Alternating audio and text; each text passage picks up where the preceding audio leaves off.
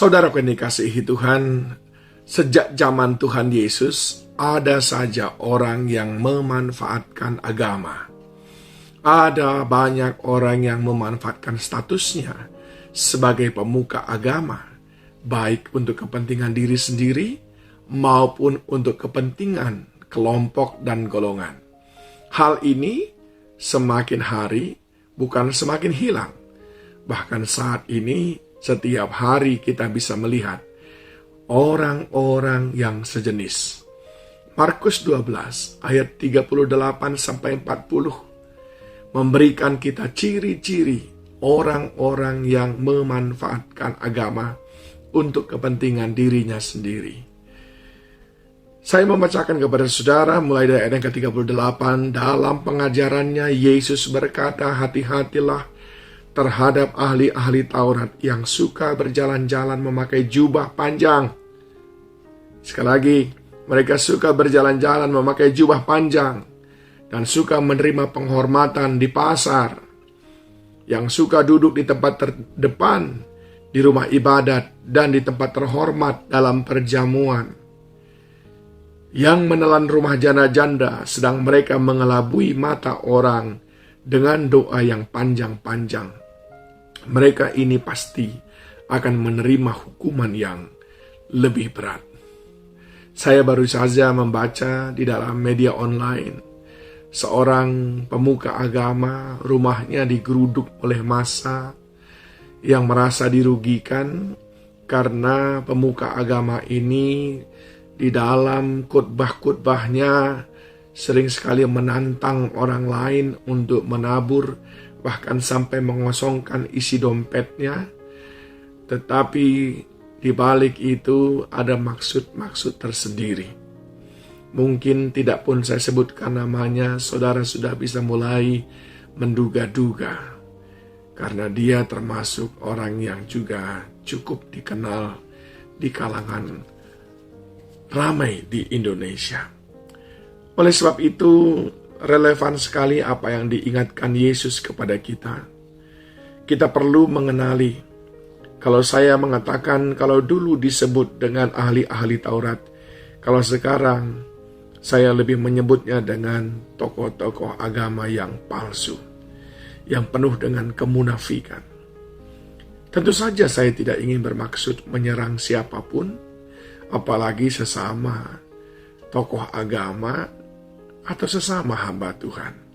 Tapi saya sedang berbicara kepada saudara untuk mengingatkan supaya kita tidak menjadi korban daripada mereka. Apa ciri mereka, kata Yesus? Yang pertama, orang yang seperti itu suka mempromosikan diri. Inginnya dikenal, bahkan inginnya terkenal. Dia suka mempromosikan diri, bahkan dia tidak segan-segan mengatakan sesuatu. Dia ahli dalam hal itu padahal dia tidak bisa sama sekali. Dia ingin sekali menggait kepercayaan orang lain. Dia ingin sekali mempesonakan hati orang lain lewat penampilannya. Dikatakan dari ayat 38, hati-hatilah terhadap ahli Taurat yang suka berjalan-jalan memakai jubah.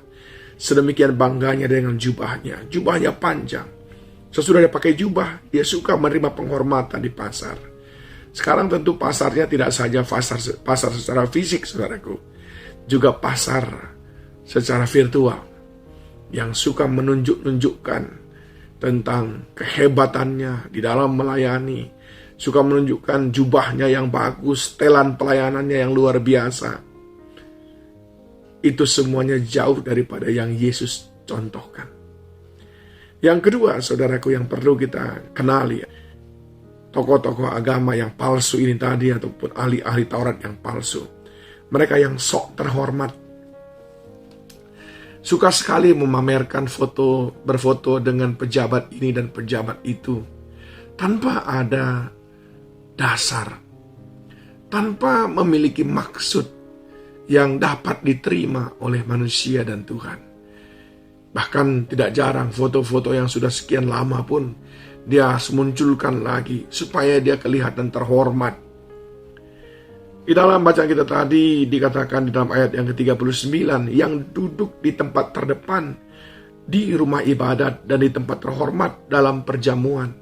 Kadang-kadang dia tidak diundang pun, tapi sok penting, sok menjadi undangan. Ini adalah orang-orang yang sok terhormat. Saudaraku, Tuhan Yesus mengatakan kepada kita, janganlah gila hormat, tapi jadilah menjadi hamba yang rindu dipakai Tuhan sehabis-habisnya sampai akhir hayat. Dan yang ketiga, di dalam ayat yang ke-40 dikatakan, yang menelan rumah janda-janda sedang mereka mengelabui mata orang dengan doa yang panjang-panjang. Mereka ini pasti akan menerima hukuman yang lebih berat. Ini orang yang memanfaatkan statusnya untuk kepentingan diri sendiri. Dengan melakukan berbagai macam tipu daya, padahal semuanya itu adalah kemunafikan belaka. Ini orang sangat berbahaya, saudaraku. Dia tidak beda dengan pembunuh berdarah dingin.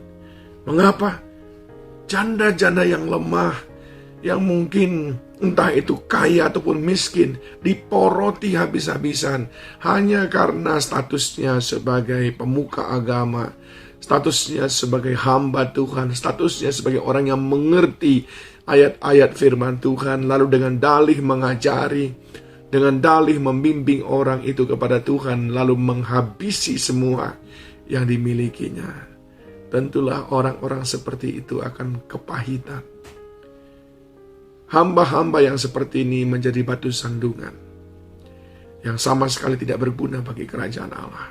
Pesan saya, kenali siapa mereka, sekalipun mereka menyebut diri mereka hamba Tuhan, supaya engkau tidak bergaul dengan hamba-hamba Tuhan yang palsu, yang tidak lebih daripada ahli-ahli Taurat. Tuhan Yesus kiranya menolong saudara.